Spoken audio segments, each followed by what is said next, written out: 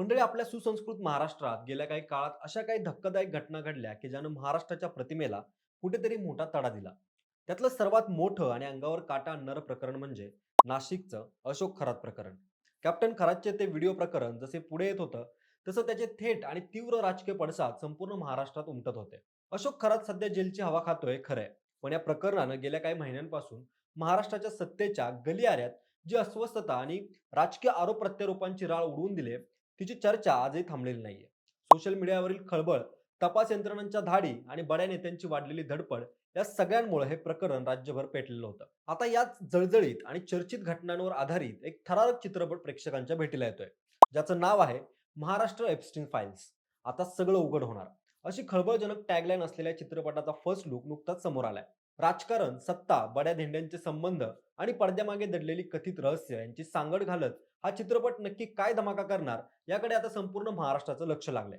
या चित्रपटाच्या टीजरमध्ये नेमकं काय दडलंय आणि कोणकोणत्या कलाकारांची मांदियाळी यात दिसणार आहे, हेच आज आपण या व्हिडिओच्या माध्यमातून पाहणार आहोत. नमस्कार, मी अक्षय आणि तुम्ही पाहताय विशेष भारी. म्हणजे अशोक खरात प्रकरणानं जेव्हा महाराष्ट्र ढवळून निघाला होता, तेव्हा काही बड्या राजकीय नेत्यांचे खरात सोबतचे फोटो सोशल मीडियावरती व्हायरल झाले होते.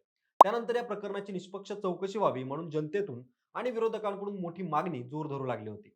नेमक्या याच घडामोडी दरम्यान महाराष्ट्र एप्स्टीन फाईल्स या चित्रपटाची घोषणा झाली आणि सोशल मीडियावर एकच चर्चा सुरू झाली की आता पडद्यावर काय काय दिसणार आहे, या चित्रपटात नेमकं काय दाखवलं जाणार आहे, कोणत्या खऱ्या घटनांवर हा सिनेमा आधारित असणार आहे आणि त्यात सध्याच्या राजकीय नेत्यांशी साधर्म्य असलेली पात्रे आहेत का, याबाबतची लोकांची उत्सुकता शिगेला पोहोचली आहे.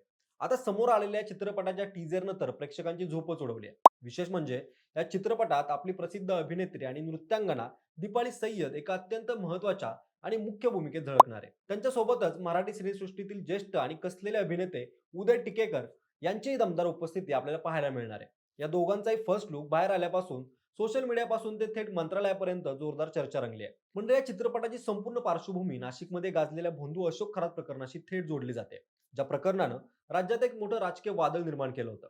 आता त्याच खऱ्या-खुऱ्या घटनांवर आधारित असलेल्या चित्रपटात दीपाली सय्यद ज्या भूमिकेत दिसत आहेत, त्यांच्या त्या लूकची तुलना थेट महाराष्ट्राच्या महिला आयोगाच्या माजी अध्यक्ष असलेल्या रुपाली चाकणकर यांच्याशी केल्याचं माध्यमांचं म्हणणं आहे. ज्यामुळं हा चित्रपट चित्रपटगृहात प्रदर्शित होण्यापूर्वीच वादाच्या आणि चर्चेच्या केंद्रस्थानी पोहोचलाय. पण मंडळी, सस्पेन्स इथेच संपत नाही. या चित्रपटात मुख्य विलन म्हणजेच स्वतः अशोक खरातची भूमिका पडद्यावर कोणता अभिनेता साकारणार आहे, याबाबत मेकर्सने अजूनही कमालीची गुप्तता पाळलेली आहे आणि त्याबाबत कोणताही अधिकृत खुलासा केलेला नाहीये. त्यामुळं प्रेक्षकांमध्ये तो अभिनेता कोण असेल याची उत्सुकता आणखीनच वाढलेली दिसून येते.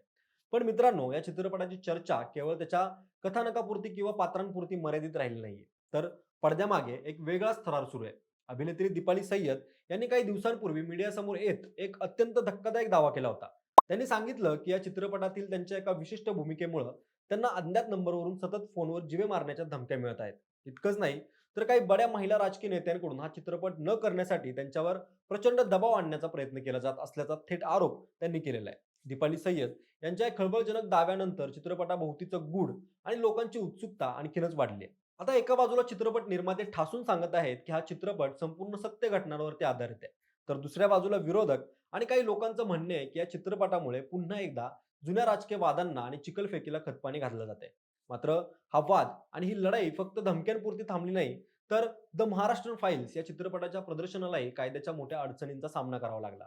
सेन्सॉर प्रक्रियेदरम्यान चित्रपटातील काही वादग्रस्त दृश्यांवर, संवादांवर आणि संवेदनशील आशयावर सेन्सॉर बोर्डानं कडक आक्षेप घेतल्याची माहिती समोर आली होती आणि याच कायदेशीर कटकटीमुळे चित्रपटाचे अधिकृत प्रदर्शन पुढे ढकलण्यात आलं होतं. प्रदर्शनाला उशीर झाल्यामुळे निर्मात्यांनी आपल्याला खूप मोठे आर्थिक नुकसान झाल्याचा दावाही केला होता. त्यामुळं हा चित्रपट केवळ निखळ मनोरंजनाचा विषय राहिला नसून तो महाराष्ट्रातील एक मोठा सामाजिक, राजकीय आणि कायदेशीर चर्चेचा मुद्दा बनलेला आहे. अर्थात आजही अशोक खरात प्रकरणाबाबत पोलिसांचा तपास आणि न्यायालयीन प्रक्रिया कोर्टात सुरू आहे आणि आपल्याला हे विसरून चालणार नाही की कोर्टात आरोप सिद्ध होणं आणि सार्वजनिकरित्या चर्चांमध्ये आरोप होणं या दोन पूर्णपणे वेगवेगळ्या गोष्टी आहेत.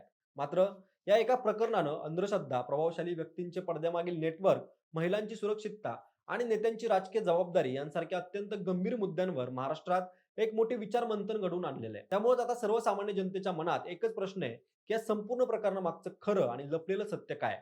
बाकी मंडळी, शेवटी 2 ऑक्टोबर 2026 रोजी हा बहुचर्चित चित्रपट अखेर प्रेक्षकांच्या भेटीला येणार आहे.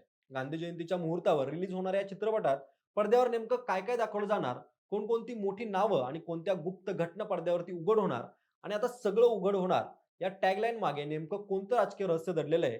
या सर्व जळजळीत प्रश्नांची उत्तरं मिळण्यासाठी प्रेक्षकांना 2 ऑक्टोबरची वाट पाहावीच लागणार आहे. पण एक गोष्ट मात्र 100% नक्की. टीझर रिलीज होण्यापूर्वी या चित्रपटाची जेवढी हवा होती, त्यापेक्षा कितीतरी पटीनं अधिक राजकीय वादळ आता या चित्रपटाभोवती निर्माण झालंय. तुम्हाला काय वाटतं? या चित्रपटामुळं खरंच राजकारणात मोठा भूकंप येईल का? तुमची मतं खाली कमेंट्स बॉक्समध्ये नक्की कळवा आणि व्हिडिओ आवडला असेल तर चॅनलला सबस्क्राईब करायला विसरू नका. धन्यवाद.